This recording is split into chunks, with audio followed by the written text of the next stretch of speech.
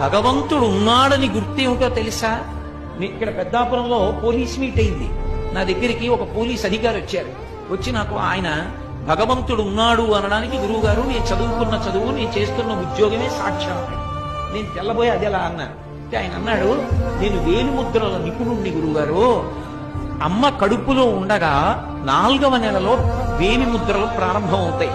ప్రారంభమైన వేలిముద్రలు 6వ నెల వచ్చిన తరువాత బాగా ముద్రలన్నీ గట్టిగా ఆ వేళ్ల చివర ఏర్పడతాయి.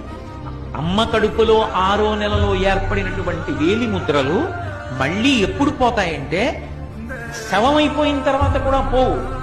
డీకంపోజిషన్ అంటాం. డీకంపోజిషన్ అంటే ఆ శరీరం ఇంకా చివికిపోయి బ్రహ్మాండంలో కలిసిపోవడానికి సిద్ధపడిపోతుంది, ఉబ్బిపోయి పగిలిపోవడానికి.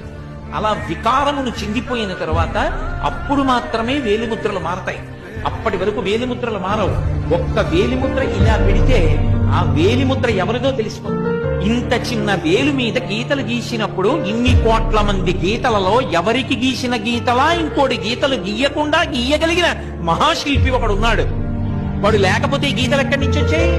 వాడు ఉన్నాడనడానికి నువ్వు ఎక్కడికో వెళ్ళక్కర్లేదు. నీ వేళ్లు చాలు, వేలి మీద గీతలు చాలు. నేను ఎన్నో కాగితాల మీద ఎన్నో వ్రాతలు రాశాను. అవన్నీ నీళ్లు పడితే చిరిగిపోయి తడిసిపోయి అక్షరాలన్నీ కూడా ఇక కనపడకుండా పోయాయి. కానీ పుట్టినప్పటి నుంచి చేయి కడుగుతూనే ఉన్నాను. ఏది ఒక్క గీత కడగబడిందా, పోయిందా? అంటే గీతలు గీసిన వాడు ఒకడు ఉన్నాడా? వేళ్ల మీద ఇన్ని కోట్ల మంది వేలిముద్రలు ఒకడికి ఉన్నట్టు రెండవ వాడికి లేకుండా సృష్టించిన వాడు ఒకడు ఉన్నాడా?